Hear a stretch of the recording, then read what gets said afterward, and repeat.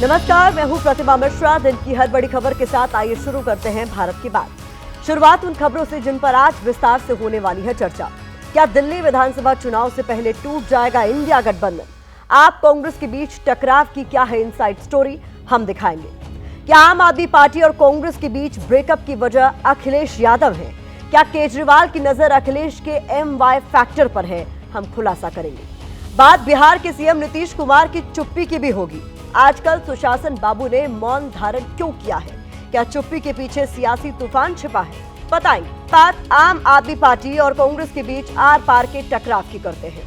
कांग्रेस कह रही है कि हम आपके हैं कौन। आम आदमी पार्टी कह रही है दोस्त दोस्त ना रहा। दिल्ली विधानसभा चुनाव से पहले दोनों दलों के बीच विरोध की तलवारें खिंच चुकी हैं। बात इतनी बढ़ गई है कि सूत्रों के मुताबिक कांग्रेस को लेकर आम आदमी पार्टी के नेताओं में काफी ज्यादा नाराजगी है। आम आदमी पार्टी कांग्रेस को इंडिया गठबंधन से बाहर कराना चाहती है। आम आदमी पार्टी इसके लिए अलायंस में शामिल दूसरी पार्टियों से बातचीत करेगी। वैसे दिल्ली विधानसभा चुनाव में दोनों पार्टियां अकेले लड़ रही हैं। फिर अचानक ऐसा क्या हुआ कि दोनों के बीच दो दो हाथ शुरू हो गया, वो भी आपको बता देते हैं। बुधवार को कांग्रेस ने आम आदमी पार्टी के खिलाफ श्वेत पत्र जारी किया। कांग्रेस नेता अजय माकन ने केजरीवाल को राष्ट्र विरोधी बताया। कहा केजरीवाल को समर्थन देना गलती थी। दिल्ली यूथ कांग्रेस ने आपके खिलाफ संसद मार्ग थाने में शिकायत दी, FIR करने की मांग की। आम आदमी पार्टी पर महिला सम्मान और संजीवनी योजना के बहाने धोखाधड़ी और वोटरों को गुमराह करने के आरोप लगाए। नई दिल्ली विधानसभा से कांग्रेस प्रत्याशी संदीप दीक्षित ने उपराज्यपाल से मुलाकात की और आम आदमी पार्टी के खिलाफ 3 शिकायतें दी। इन शिकायतों पर तत्काल कार्रवाई की मांग की। लेकिन सवाल है कि क्या सिर्फ इस बात पर ही दोनों पार्टियों के बीच मतभेद की खाई इतनी गहरी हो गई कि बात कांग्रेस को अलग थलग करने तक जा पहुंची, या इसके पीछे दिल्ली विधानसभा चुनाव से जुड़ी कोई इनसाइड स्टोरी है? इसका खुलासा हम आगे करेंगे, लेकिन पहले आपको आम आदमी पार्टी और कांग्रेस के बीच शुरू हुई जुबानी फाइट दिखाते हैं। मैं कभी भी इस चीज का पक्षधर नहीं रहा हूं। केजरीवाल जैसे व्यक्ति के ऊपर भरोसा किया जा सकता है, वो एंटी नेशनल है। अजय माकन वही काम करते हैं जो उनको बीजेपी वाले कहते हैं। मैं मांग करता हूं कांग्रेस पार्टी से कि 24 घंटे के अंदर अजय माकन के खिलाफ कार्रवाई करें, वरना इंडिया गठबंधन के जो और भी घटक दल हैं उनसे हम लोग मांग करेंगे कि कांग्रेस को इंडिया गठबंधन से अलग करें। बदमाशी करो आप, ठीक है, गुमराह करो आप, चीटर बनो आप और आरोप हम पे लगाओ। हमारा कोई उनसे गठबंधन दिल्ली के चुनाव में तो है नहीं, ठीक है। दिल्ली को चुनाव पे नहीं है तो आपकी सारी खामियों को हम निकालेंगे। कांग्रेस पार्टी के साथ अब एक अलायंस में नहीं रहा जा सकता, क्योंकि ये साफ हो गया है कि कांग्रेस पार्टी दिल्ली में भारतीय जनता पार्टी को चुनाव लड़वाने और चुनाव जिताने का प्रयास करती है। अब अजय माकन के बयान पर आम आदमी पार्टी इतनी आग बबूला है कि कार्रवाई के लिए 24 घंटे का अल्टीमेटम दे दिया गया है। आम आदमी पार्टी यहां तक कह रही है कि कुछ कांग्रेस प्रत्याशियों की फंडिंग बीजेपी कर रही है। हालांकि आम आदमी पार्टी और कांग्रेस के बीच हर बार चुनावों से पहले इस तरह की खींचतान देखने को मिलती रही है, लेकिन इतनी तीखी अदावत पहली बार नजर आ रही। दूसरी तरफ कभी वो साथ साथ मिलकर चुनाव लड़ते हैं, कभी चुनावी रण में एक दूसरे से किनारा कर लेते हैं। जैसे लोकसभा चुनाव के दौरान दिल्ली, हरियाणा, गुजरात में दोनों पार्टियां मिलकर लड़ी। पंजाब में एकला चलो रे की नीति अपनाई गई। इसके बाद हरियाणा विधानसभा चुनाव में भी दोनों के बीच गठबंधन नहीं हुआ। बावजूद इसके दोनों दोस्त बने रहे। इतने खुलकर एक दूसरे के खिलाफ विरोध के स्वर सुनाई नहीं दे रहे थे। तो फिर दिल्ली के चुनाव करीब आते आते दोनों कैसे सियासी दुश्मन नजर आने लगे, इसके लिए हमने दिल्ली में हुए बीते लोकसभा और विधानसभा चुनाव के आंकड़ों का अध्ययन किया। इस अध्ययन में सामने आया कि आम आदमी पार्टी की वजह से कांग्रेस काफी ज्यादा डैमेज झेलती रही है। आम आदमी पार्टी कांग्रेस के वोट बैंक को अपने पाले में खींचती रही है। जैसे अगर पिछले 3 विधानसभा चुनाव का रिजल्ट देखें तो 2013 के चुनाव में बीजेपी को 33.1%, कांग्रेस को 24.6% और आम आदमी पार्टी को 29.5% वोट मिले। फिर 2015 में मध्यावधि चुनाव हुए जिसमें बीजेपी को 32.2%, कांग्रेस को 9.7% और आम आदमी पार्टी को 54.3% वोट मिले। इसके बाद 2020 के चुनाव में बीजेपी को 38.5% वोट मिले, कांग्रेस को 4.3% और आपको 53.6% वोट मिले। तीनों नतीजों को ध्यान से देखें तो बीजेपी के वोट प्रतिशत में उतना उतार चढ़ाव नहीं आया जितना कांग्रेस और आम आदमी पार्टी के ग्राफ में नजर आ रहा है। कांग्रेस का वोट परसेंटेज घटता गया और आम आदमी पार्टी का ग्राफ बढ़ता गया। साफ है कि आपने यहां कांग्रेस के वोटों में ही सेंध लगाई। तो क्या इसी वजह से कांग्रेस आम आदमी पार्टी एक दूसरे से राहें अलग करना चाहती है? ऐसा नहीं है, वजह कुछ और भी है, लेकिन वो दिखाने से पहले आपको बीजेपी का बयान सुनाते हैं, जिससे आप और कांग्रेस की तकरार से हमला बोलने का बैठे बिठाए मौका मिल गया। हरियाणा चुनाव में जैसी हैसियत कांग्रेस ने दिखाई आम आदमी पार्टी को, आज दिल्ली में वही हैसियत आम आदमी पार्टी कांग्रेस को दिखाने का प्रयास कर रही है। ये वैसे ही गले मिल रहे थे जैसे अलाउद्दीन खिलजी अपने चचा जलालुद्दीन खिलजी से गले मिलता था, और दोनों की नजर इस पे थी कि कौन दूसरे को निपटा कर गद्दी पर पूरा कब्जा कर ले। अगर अरविंद केजरीवाल नाराज थे तो उनसे पूछो ना, लोकसभा चुनाव में क्यों कंधे पे लिए घूम रहे थे? राहुल गांधी और सोनिया गांधी के पाँव में क्यों पड़े हुए थे? कांग्रेस और आम आदमी वर्सेस नहीं है, ये एक ही सिक्के के दो पहलू हैं। ये दोनों एक दूसरे को गाली देकर एक वर्ग विशेष के वोट हथियाना चाहते हैं। आज जब उनको दिल्ली हारते हुए दिख रही है तो वो कह रहे हैं कि कांग्रेस हमारा साथ नहीं दे रही, वो तो कांग्रेस के तलवे चाट रहे हैं। वो तो कांग्रेस से कह रहे हैं कि हमारे साथ में समझौता कर लीजिए। वो तो कांग्रेस नहीं मान रही है। जिस दिन कांग्रेस मान जाएगी उस दिन कोई बड़ी बात नहीं कि कल ही ये दोनों हाथ मिलाकर खड़े हो जाएं। तो इसलिए ये जहां पर मौका देखते हैं वहां पे चौका मारने का काम करते हैं। सियासी गलियारों में सवाल उठ रहे हैं कि केजरीवाल के राहुल गांधी से किनारा करने की वजह उनकी समाजवादी पार्टी अध्यक्ष अखिलेश यादव से करीबी तो नहीं है, क्योंकि 16 दिसंबर को दिल्ली में आम आदमी पार्टी की महिला अदालत से जो तस्वीरें सामने आई थी, उसने दोनों दलों के बीच भविष्य में होने वाली जुगलबंदी को लेकर अटकलें तेज कर दी थी। अखिलेश यादव ने महिला अदालत में केजरीवाल के साथ मंच साझा किया था। इस तस्वीर को देखने के बाद राजनीतिक पंडित भविष्यवाणी कर रहे थे कि इसमें 2027 के यूपी विधानसभा में होने वाले नए गठबंधन की नींव नजर आ रही है। इससे पहले केजरीवाल और अखिलेश यादव की नजदीकी हेमंत सोरेन के शपथ ग्रहण समारोह में भी दिखाई दी। मंच पर दोनों एक दूसरे के साथ बैठे और बड़ी आत्मीयता के साथ मिले।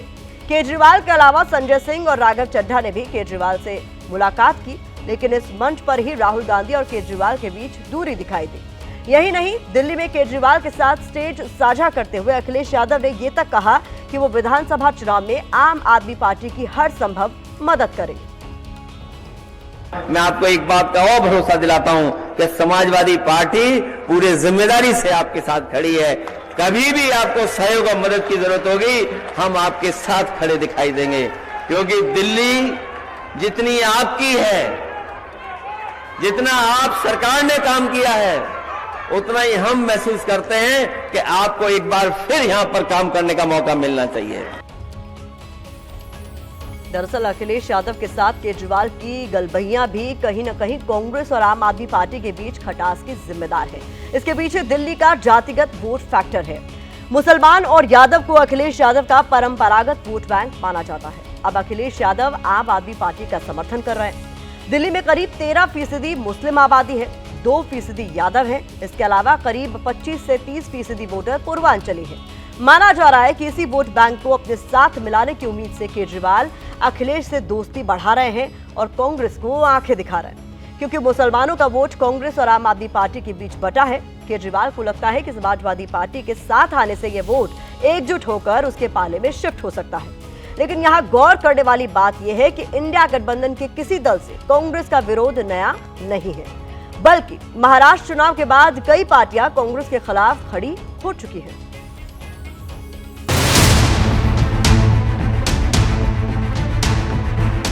महाराष्ट्र में महाविकास अघाड़ी गठबंधन को मिली करारी हार के बाद ममता बनर्जी ने इंडिया गठबंधन के नेतृत्व की मांग कर डाली थी। राहुल गांधी के खिलाफ विरोध की लकीर खींच दी थी। अभी बीजेपी के लिए फाइट करने के लिए अगेंस्ट में एक लीडर का जरूरत है और दीदी को लीडर मान के चलेगा। ये मेरा सोच है कि इंडिया बहुत बेटर परफॉर्म करेंगे। इसके बाद इंडिया ब्लॉक में लीडरशिप की लड़ाई तेज होती गई। ममता का समर्थन बढ़ता गया और कांग्रेस बैकफुट पर आती गई। ममता बनर्जी के सामने शरद पवार और लालू यादव जैसे दिग्गज भी कांग्रेस से हाथ खींचते नजर आए। कांग्रेस उसकी आपत्ति जता रही है। लालू जी कांग्रेस क्यों जताने नहीं हो, ममता को दो, न तो ममता जी को दे दिया जाए। हाँ दे दे। इसके अलावा यूपी में कांग्रेस के साथ मिलकर लोकसभा चुनाव लड़ी समाजवादी पार्टी ने भी ममता बनर्जी को ही कमान सौंपने की बात कही। हालांकि राहुल गांधी आधिकारिक तौर पर अलायंस के नेता नहीं है, बल्कि सबसे ज्यादा सीटों वाला दल होने के नाते वो गठबंधन के अघोषित अगुवा बने हुए हैं। लेकिन अब आम आदमी पार्टी उन्हें ही ब्लॉक से बाहर कराने की बात कर रही है। लेकिन क्या इंडिया गठबंधन से कांग्रेस को बाहर किया जा सकता है? ध्यान रहे कि 99 लोकसभा सीटों के साथ कांग्रेस अलायंस में सबसे बड़ी पार्टी है और जो आम आदमी पार्टी उसे बाहर कराने की बात कर रही है उसकी हैसियत 3 सीटों की है। यानी आम आदमी पार्टी के इस विरोध में कोरी वोट वाली राजनीति है, क्योंकि सियासत में न कोई दुश्मन होता है और न ही कोई दोस्त, सब वक्त का फेर होता है। दिल्ली के बाद रुख 2025 के दूसरे चुनावी राज्य बिहार का कर लेते हैं, जहां आजकल नीतीश कुमार की चुप्पी की चर्चा है। इसीलिए हमने पोस्टर भी तैयार किया है कि नीतीश कुमार चुप क्यों है। ऐसा कहने के पीछे आखिर वजह क्या है, पहले आपको वो बताते हैं। जिन मुद्दों पर उम्मीद थी कि नीतीश कुमार अपनी राय रखेंगे, उन मुद्दों पर वो बिल्कुल खामोश रहे। जैसे वक्फ बोर्ड संशोधन विधेयक, नीतीश कुमार एक शब्द नहीं बोले। वन नेशन वन इलेक्शन पर भी नीतीश ने चुप्पी बनाए रखी। आम्बेडकर पर दिए गए अमित शाह के बयान पर भी वो खामोश रहे। अरविंद केजरीवाल की चिट्ठी पर भी नीतीश कुमार ने कोई प्रतिक्रिया नहीं दी। बिहार विधानसभा चुनाव में एनडीए के चेहरे पर अमित शाह के बयान को लेकर भी एक शब्द तक उन्होंने नहीं बोला। बिहार में बीपीएससी परीक्षा को लेकर उठ रहे जो बवाल है उस पर भी वो खामोश रहे। और पटना से लेकर पूर्णिया और दरभंगा तक 24 घंटे में हुए 8 मर्डर पर भी नीतीश कुमार मौन साधे रहे, कुछ भी नहीं बोल रहे। ऐसा भी नहीं है कि इन दिनों नीतीश कुमार राजनीतिक गतिविधियों से दूर है, बल्कि विधानसभा चुनाव से पहले वो 23 दिसंबर से बिहार में प्रगति यात्रा निकाल रहे हैं, जगह जगह लोगों से मिल रहे हैं, शहर शहर तमाम योजनाओं का लोकार्पण कर रहे हैं, अधिकारियों को सही से काम करने की हिदायत भी दे रहे हैं। लेकिन राज्य से लेकर केंद्र के ज्वलंत मुद्दों पर उन्होंने चुप्पी बनाए रखी है।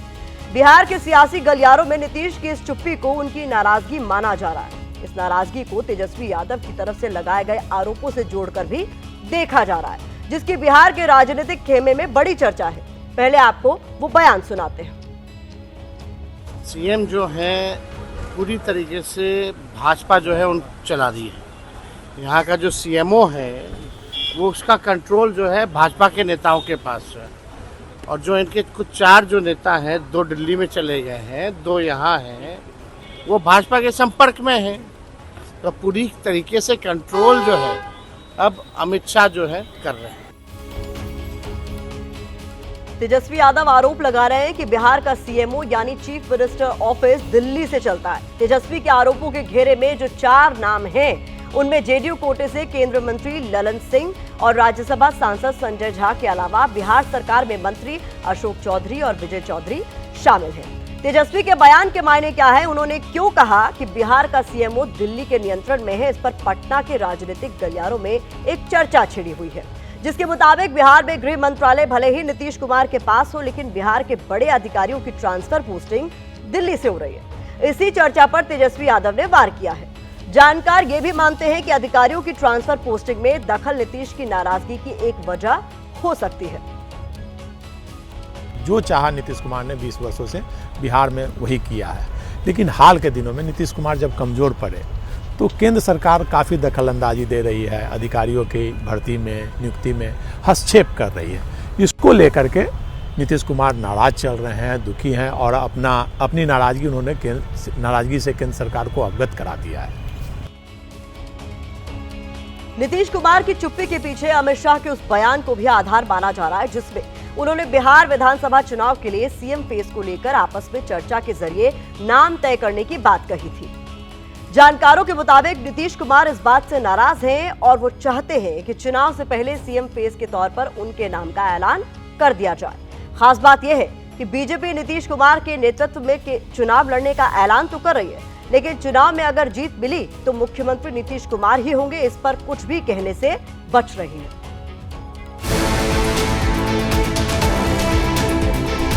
मुख्यमंत्री नीतीश कुमार जी के नेतृत्व में चुनाव लड़ा भी जाएगा और नीतीश कुमार मुख्यमंत्री के पद पर सुशोभित भी कर रहे हैं। नीतीश कुमार इतने दिनों तक मुख्यमंत्री रहे, ऐसे व्यक्ति को भारत रत्न जैसे चीजों से नवाजा।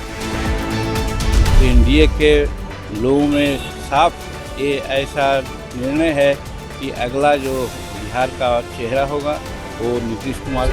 माननीय मुख्यमंत्री नीतीश कुमार जी ने बिहार के भविष्य को संवारा है। एकदम नीतीश जी के नेतृत्व में चुनाव लड़ेंगे, ऐसा पूरी पार्टी के हमारे नेताओं ने कहा है। माननीय नीतीश कुमार जी के नेतृत्व में इसी विकास और विश्वास के साथ चलने का काम होगा।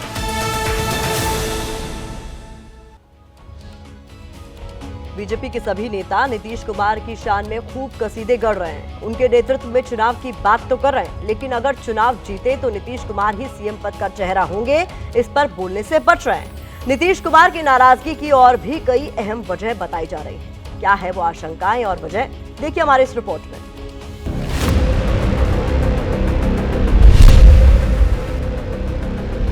महाराष्ट्र में हुए विधानसभा चुनाव पर गौर करें तो वहां एकनाथ शिंदे के चेहरे पर चुनाव लड़ा गया था, लेकिन प्रचंड जीत के बाद मुख्यमंत्री देवेंद्र फडणवीस को बनाया गया। माननीय मुख्यमंत्री अन्ना पुष्पगुच्छ देती हूं। बिहार में जिस तरह से मौजूदा समय में बयानबाजियां हो रही हैं, उससे नीतीश कुमार के मन में भी ऐसी आशंका पनप सकती है। भाजपा की अपनी सरकार हो, कभी संगे अटल जी के प्रति सच्ची श्रद्धांजलि हो।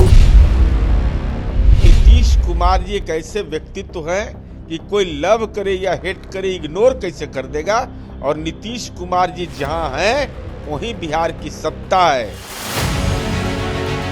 जेडीयू और बीजेपी में खटपट का शोर उठा तो विरोधियों ने भी आशंका को हवा देने में देर नहीं लगाई। ये खेला होता रहा है, आगे भी खेला होगा, देखते रहिए। आदरणीय नीतीश कुमार जी अब लाचार बेबस मजबूर हैं और कई विधायक बीजेपी चाहती है जेडीयू को तोड़कर अपनी सरकार यहां बनाना। नीतीश की नाराजगी के पीछे अंबेडकर पर दिए गए अमित शाह के बयान को भी बड़ी वजह माना जा रहा है। बिहार में करीब 20% दलित आबादी है। महादलित के साथ इसमें से अधिकतर को नीतीश कुमार का वोटर माना जाता था। हालांकि पासवान और मांझी की वजह से अब इस 20% आबादी के कुछ वोट नीतीश से जरूर छिटके हैं, लेकिन ये बचा हुआ दलित वोट भी नीतीश को सत्ता में बनाए रखने के लिए बहुत अहम है। अगर अंबेडकर पर चल रहे घमासान का इस वोट बैंक पर कोई असर पड़ा और इसका कोई भी हिस्सा विपक्ष की तरफ शिफ्ट हुआ तो नीतीश की सत्ता में वापसी की राह मुश्किल हो सकती है।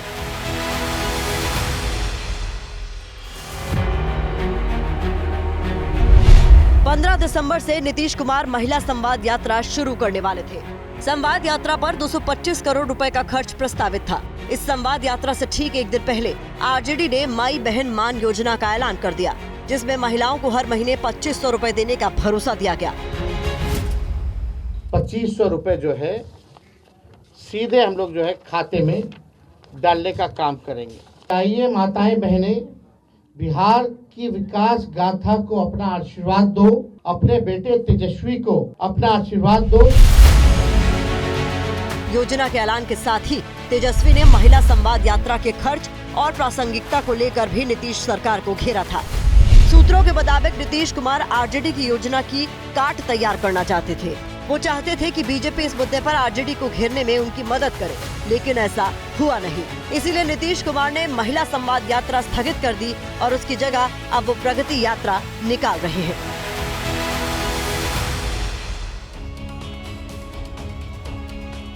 जानकार मानते हैं कि जब जब नीतीश चुप्पी साधते हैं, कुछ बड़ा फैसला करते हैं। देखना होगा क्या इस बार भी कुछ ऐसा ही होने वाला है। इस बीच नीतीश कुमार की चुप्पी के बीच बिहार में एक और विवाद गर्मा गया है। पटना में लोक गायिका देवी के भजन पर विवाद को लेकर सियासत तेज हो गई है। कांग्रेस और आरजेडी ने नीतीश और बीजेपी पर सवाल उठाए हैं। तेजस्वी कह रहे हैं कि बिहार में महात्मा गांधी और माता सीता का नाम लेना अब अपराध हो गया है। वहीं प्रियंका गांधी का कहना है कि बापू का भजन गाने पर लोक गायिका देवी को माफी मांगने के लिए मजबूर किया गया। बीजेपी दिखावे के लिए बापू पर फूल चढ़ाती है, लेकिन असल में उनके प्रति कोई आदर उनके मन में नहीं है। ये लोग दिखावे के लिए बाबा साहेब आम्बेडकर का नाम लेते हैं, लेकिन असल में उनका अपमान करते हैं। विवाद कल तब हुआ जब अटल जी की श्रद्धांजलि सभा में देवी ने बापू का भजन रघुपति राघव राजाराम गाया। आरोप है कि इस दौरान ईश्वर अल्लाह तेरो नाम गाने पर बीजेपी के लोगों ने आपत्ति जताई और देवी को गाने से रोक दिया और उनसे माफी भी मंगवाई। इसके बाद मंच से अश्विनी चौबे समेत कई बीजेपी नेताओं ने जय श्री राम के नारे लगाए। रघुपति राघव राजा राम पतित पावन सीताराम। ईश्वर अल्लाह तेरो नाम, सबको सन्मति दे भगवान। हाँ, मेरे साथियों से निवेदन है, जय श्री राम। सॉरी देखिए, गाने से आपको कोई भी, मुझे लगता है कि हर्ट होने की जरूरत नहीं है। अगर आप हर्ट हुए हैं उसके लिए मैं सॉरी कहना चाहती हूँ। जब भारत, एक मिनट में बोल, जय श्री राम, जय श्री राम, जय श्री राम। राम नाम की धुन लोगों को जोड़ती है, तोड़ती नहीं है, बांटती नहीं है। ये नेताओं को समझने की जरूरत है।